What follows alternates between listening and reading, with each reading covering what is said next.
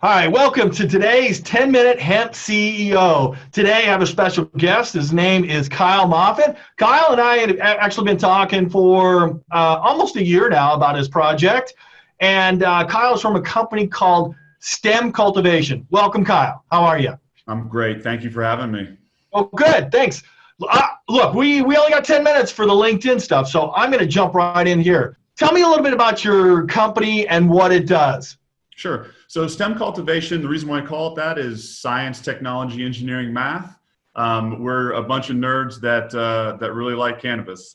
So the reason why the company exists is simply because there was a point when I thought I was going to try to open a dispensary and get a dispensary license here in Massachusetts. And I was a patient. And what I noticed from my experience was it was a very poor experience. It was something that it was from just standing in line to the high prices. I saw a lot of old people that were, it just wasn't a very good experience. And as a consumer packaging goods, if you take the emotion out, this is a CPG type thing, just like you would go to a store, like a supermarket. None of this stuff would be acceptable in those types of situations where there's, low margins and a very specific supply chain. So I decided I could do it better. And the first thing I did was to look and say, well, what is the cannabis supply chain? And what I noticed was it was very similar to oil and gas, and I had some experience in that industry. And so I just looked at it and said, well, what's the first thing we need to do? We need to look at cultivation. It's the first link of the chain. And that's usually why you see, if you see a broken supply chain, oftentimes it's at the very first link. So taking that kind of logic, I began to look at cultivation and what the problem was. Why were the disruptions? Why was production costs so high? And I began to see a very common theme, and that was really around the physical architecture of these facilities. And that sounds kind of silly. I mean, isn't this all about how good a grower you are or whether you have the right lights? But really, those things are important, but they don't move the needle quite like how you've built your facility. In other words, if your facility is mainly open space and just a little bit of canopy, that space equals cost and the canopy equals revenue. So if you have too much space, you have too much cost. It's nothing you can do about it. There is a lowest cost production that possible that architecture will support. And as long as the wholesale price is above that cost, you're great. But as soon as it goes below it, there's nothing you can do. And that's why I think you see a lot of particularly cultivators around the country, especially in more mature competitive markets, they're going belly up every day because they just. Oh yeah, I mean it's the real estate cost, man. It's a hard cost that just eating up all into the profits. Yeah, absolutely. Yeah. So the idea here was then say, okay, well that's the problem, or if that's the problem we've identified, how do you solve it? And so the first thing we have to do is think about, well, why is it that there isn't enough canopy in these spaces? And the reason is because they're just growing it in a very traditional way, which is great outdoors, which is horizontal. But when you're in a building and you have a building and you're supposed to have a very precise environment and controls, right? So you can have constant 365 harvests. When you do that, the responsibility then is to make sure that you have that environment perfect. So the more space you have in that environment, is the more cost it takes to make it perfect for those plants.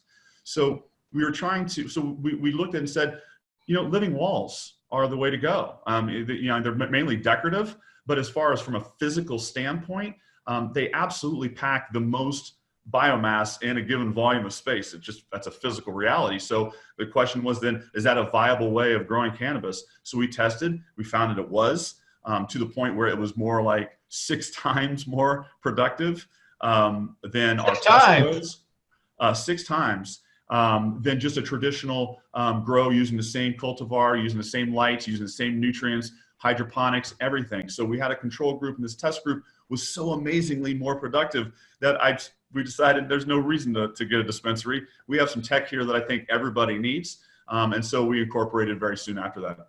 When you said 6 times, is that converting to your yield is 6 times better? Yes.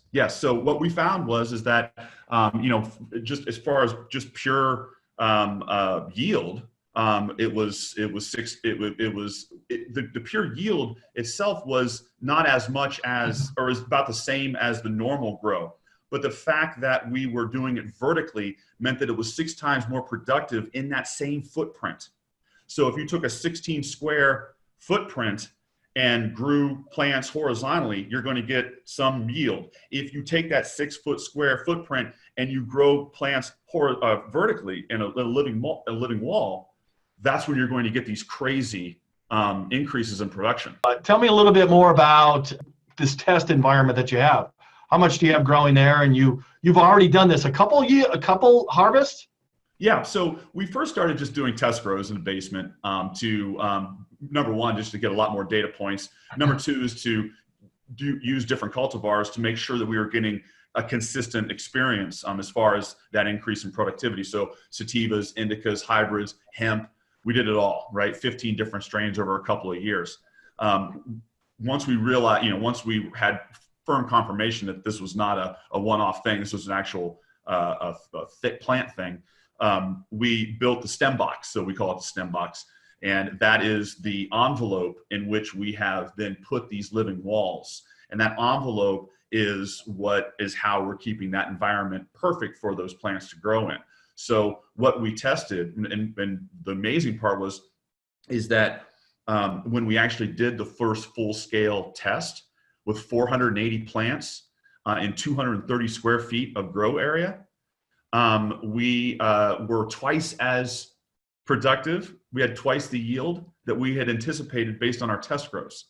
So the difference being that we surmise is that if you give plants an ideal environment to grow their entire lives, they're going to max out what their genetics. But tell me more about this. What do you have connected to monitor this? You said you have some science, technology, engineering, some math. So what's really watching these plants grow, and how are you taking that information and creating a dashboard, and what's it telling you? Sure. So, I mean, we're still early days. We're in version 2 of our product. So, we're still working towards having all of these bells and whistles. But what we do have now is the ability to monitor, standard things, humidity, temperature, CO2 levels, as well as, our nutrient mix. So, we can get our EC and pH levels. Those are all things remotely monitored. That's just to make sure that the environment is always always healthy. Okay. The box itself is a very simple machine. So there's not a lot of moving parts. We just have to make sure that the water's flowing and that the HVAC is on. Why now? Why are you doing this? Because the industry needs it, right? So the supply chain is not healthy in most states, in most markets. So tell me, right now, what is your biggest challenge to overcome? Getting this product out there, telling people about it, the success, the yield, and the advantages that they have. Sure. So the biggest challenge right now is inertia, and what I mean by that is that people have debates, the wrong debates. They're talking about high pressure, sodium versus LED, or what kind of nutrients are you using, or using soil, or using those are not the right arguments when you're talking about commercial scale manufacturing. So my biggest challenge right now is getting people to understand that this is all math. This is the same as if you were in oil and gas, right?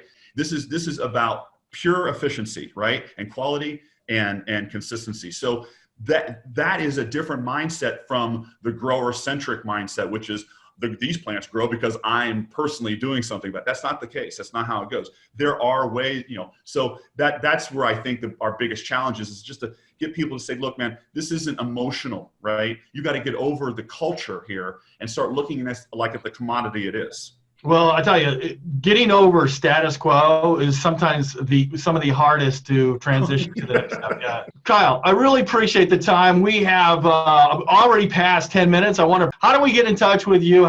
Please go to stemcultivation.com, STEMCULTIVATION.com. You can get all of our information there, including the brochure for the stem box, as well as our leasing program that we just introduced. So now growers can get this kind of efficiency for just a few $1,000s a month. Kyle, thank you so much. It's been 10 minutes. It goes by really fast. I really appreciate it. Good luck to you, and thank you for being a guest on the 10-Minute Hemp CEO podcast. Thank you so much for having me, John. I really appreciate it. All right. Thank Take you. care.